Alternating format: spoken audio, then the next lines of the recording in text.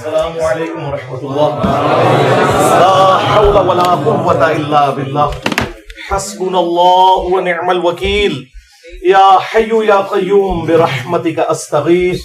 لا الہ الا انت سبحانک انی کنت من الظالمین. ربنا آتنا من لدنک رحمة وهیئ لنا من امرنا رشدا. ربنا آتنا فی الدنیا حسنة وفي الآخرة حسنة وقنا عذاب النار.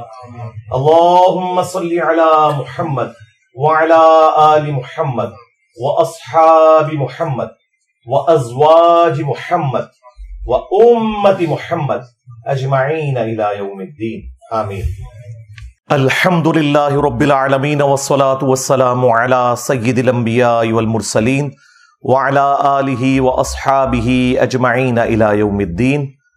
الحمدللہ آج 20 اگست 2023 کو سنڈے کے دن ہمارا یہ پبلک سیشن نمبر 108 منعقد ہونے جا رہا ہے. آپ کے یہ ریئل ٹائم سوالات پرچیوں کی شکل میں میرے پاس آئے ہوئے ہیں. انشاءاللہ میں انہیں بعد میں ڈسکس کروں گا. پہلے اس ویک کا ایک بڑا دل خراش انسیڈنٹ اسے میں چاہ رہا ہوں کہ تھوڑا بریف کر دوں. اور وہ ہے 16 اگست 2023 کو جو فیصل آباد کے پاس ایک شہر ہے جڑاں والا، وہاں پر کرسچن کالونی کے اندر توہین مذہب کی آڑ میں ایک مبینہ جو بیان کی گئی اس کی ابھی تصدیق نہیں ہوئی کہ وہ کس حد تک درست ہے، اس کے پیچھے کون ہے. قرآن حکیم کی بے حرمتی،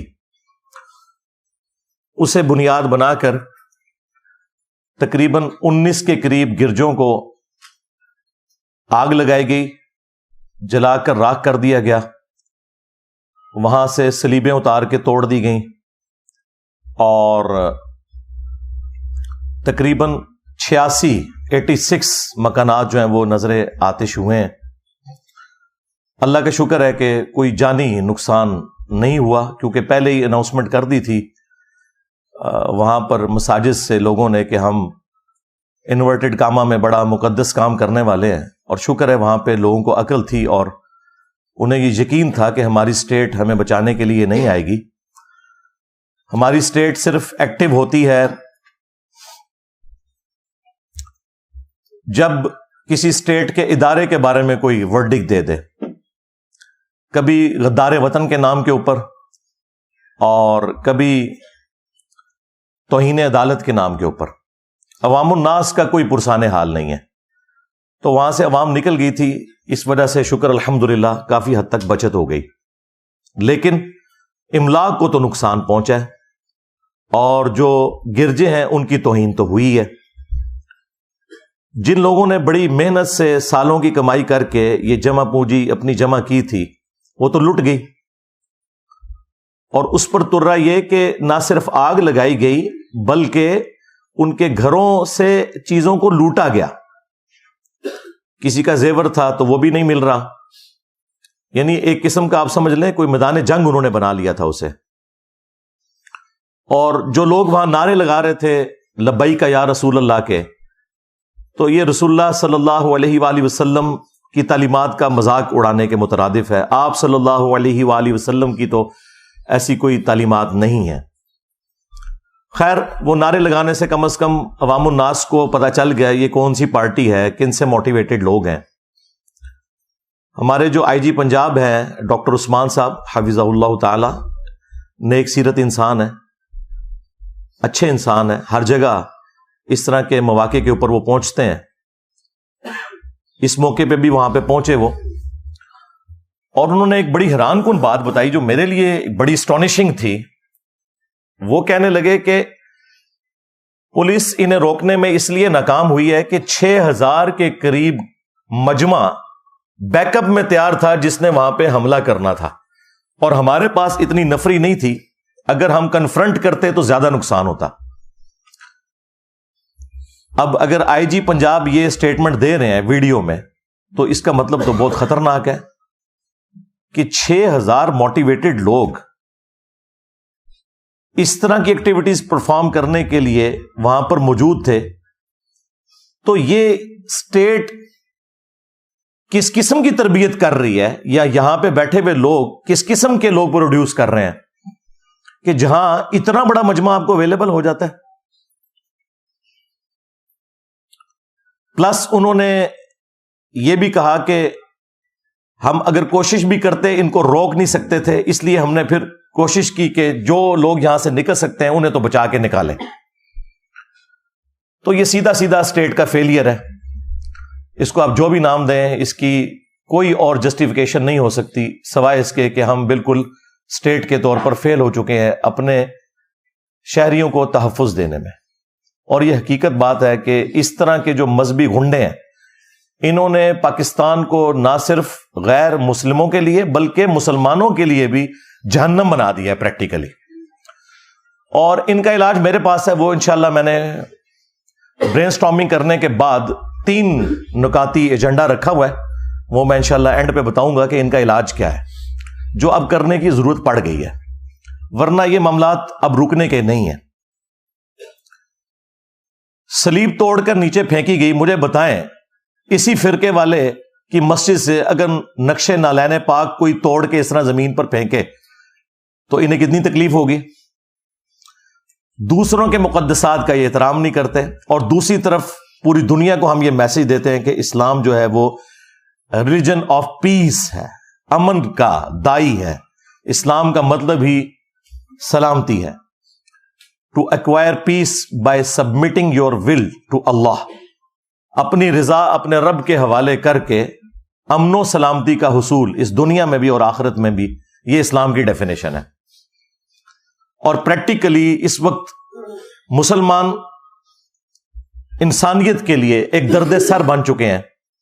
ہے مٹھی بھر ہے، میجورٹی مسلمانوں کی ایسی نہیں ہے، لیکن چونکہ ڈومیننٹ ہے، مسندوں پہ یہ لوگ بیٹھے ہوئے ہیں، باقی لوگوں کو ڈرائیو کرتے ہیں اور ان کی برین واشنگ کر کے چڑھا دیتے ہیں اپنے مخالفین کے اوپر.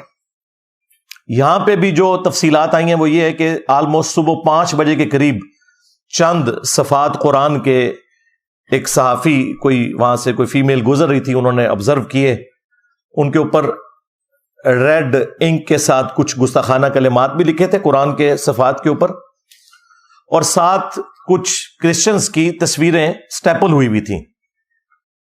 اب یہ خود ہی ڈاؤٹ فل چیز ہے کہ جو شخص توہین کرے گا وہ اپنی تصویر ساتھ سٹیپل کرے گا کہ میں کر رہا ہوں. تو اس سے تو لگتا ہے کہ یہ کوئی پری پلان تھا. اور یہ آئی جی پنجاب ڈاکٹر عثمان صاحب نے یہ بھی ساتھ بولا تھا کہ یہ سب کا سب معاملہ پلان تھا. تو 9 مئی اگر پلان ہو کے ہو تو ہم دیکھتے ہیں کس طریقے سے فوراً ساری گرفتاریاں 10,000 کے قریب ہو گئیں. 16 اگست 2023 جو میں سمجھتا ہوں اس سے بڑا واقعہ ہے، اور آپ خود مان رہے ہیں کہ یہ پلان ہے. اس کے اگینسٹ تو ہم نے اس کے مقابلے میں 6,000 بندے تو ہمیں اندر نظر نہیں آئے ہیں، وہ 100 بندے پکڑے ہیں، اور ان میں سے بھی اکثر ایسے ہیں جو بے قصور ہیں، وہ ثابت ہو جائے گا سوائے چند دے کے. اور جو اصل مجرم ہے جو پیچھے ان کو گائیڈ کر رہے ہیں وہ سکون سے اے سی والے کمروں میں بیٹھے ہوئے ہیں، تماشا دیکھ رہے ہیں.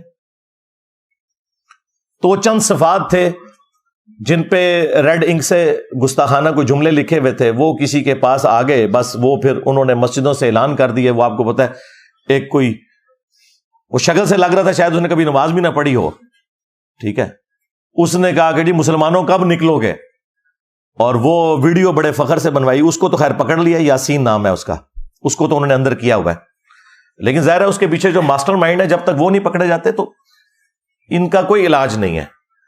خیر اس کے بعد یہ سارا موب اکٹھا ہوا. بہرحال پھر بھی یہ 6-7 گھنٹے اسٹیٹ کے پاس تھے.